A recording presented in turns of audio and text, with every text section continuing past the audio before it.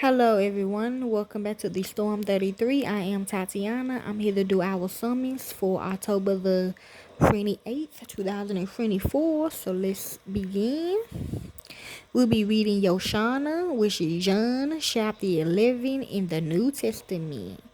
So y'all know Yochanan/John stands for Christ is God. Okay, so John, let's begin.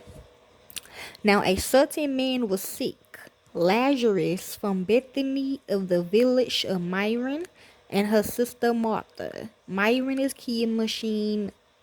Martha is the machine with my grandma and them in it, okay? My all seven of them in it, okay? Um, when I think of Lazarus, I think of a boomerang. Okay, let's begin.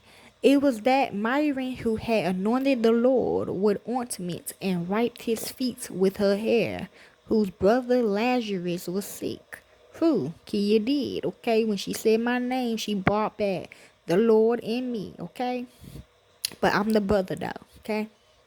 The sisters therefore sent to him, saying, Lord, behold, he for whom you have great affection is sick.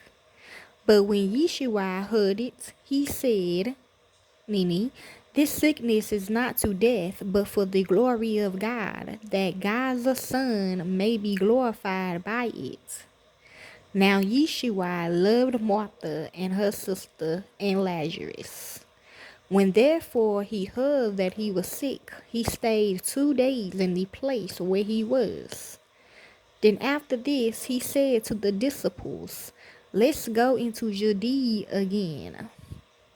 Your deal, okay? The disciples asked him, Rabbi, the Judeans were just trying to stone you. Are you going there again? Yeshua answered, Aren't there 12 hours of daylight? If a man walks in the day, he doesn't stumble, because he sees the lights of this world. But if a man walks in the night, he stumbles, because the light isn't in him. He said these things, and after that he said to them, Our friend Lazarus has fallen asleep, but I am going so that I may awake him out of sleep. The disciples therefore said, Lord, if he has fallen asleep, he will recover. Now Yeshua had spoken of his death, but they thought that he spoke of taking rest and sleep. So Yeshua said to them plainly then, Lazarus is dead.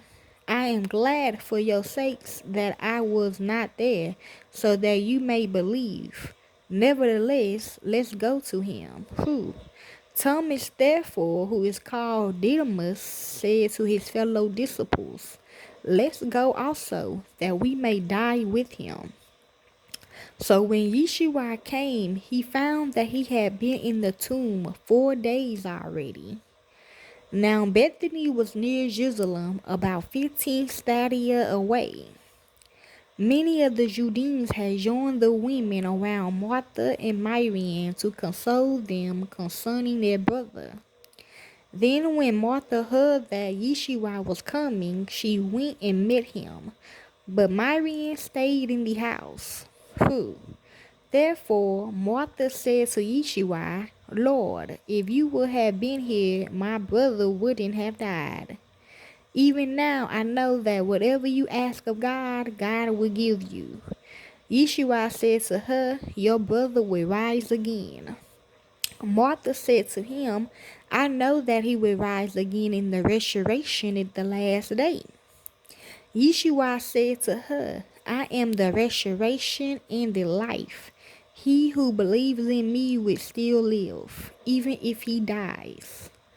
Whoever lives and believes in me will never die.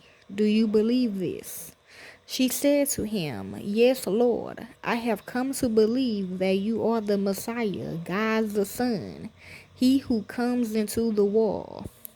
When she had said this, she went away and called Miriam, her sister, secretly, saying, The rabbi is here and is calling you. When she heard this, she arose quickly and went to him. Now Yeshua had not yet come into the village, but was in the place where Martha met him.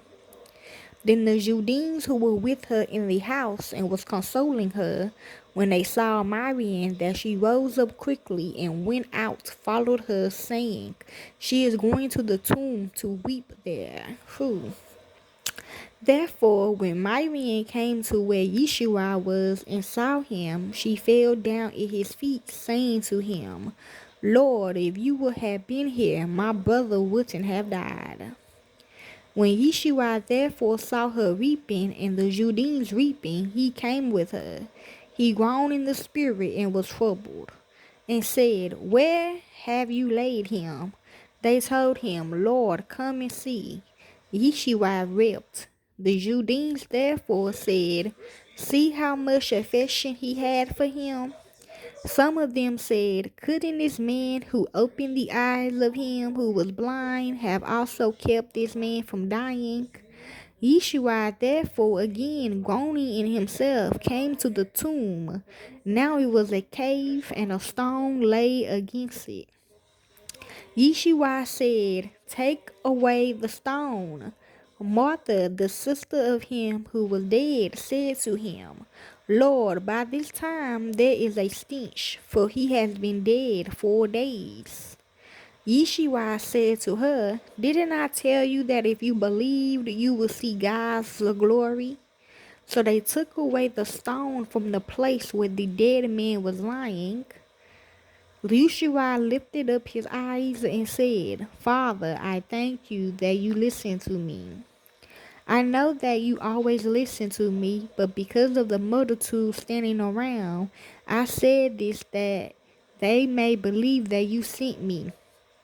When he had said this, he cried with a loud voice, Lazarus, come out. He who was dead came out, bound hand and foot with wrappings, and his face was wrapped around with a cloth. Yeshua said to them, Free him and let him go. Therefore, many of the Judeans who came to Marian and saw what Yeshua did believed in him. But some of them went away to the Pharisees and told them the things which Yeshua had done. The chief priests therefore and the Pharisees gathered a council and said, What are we doing? For this man does many signs.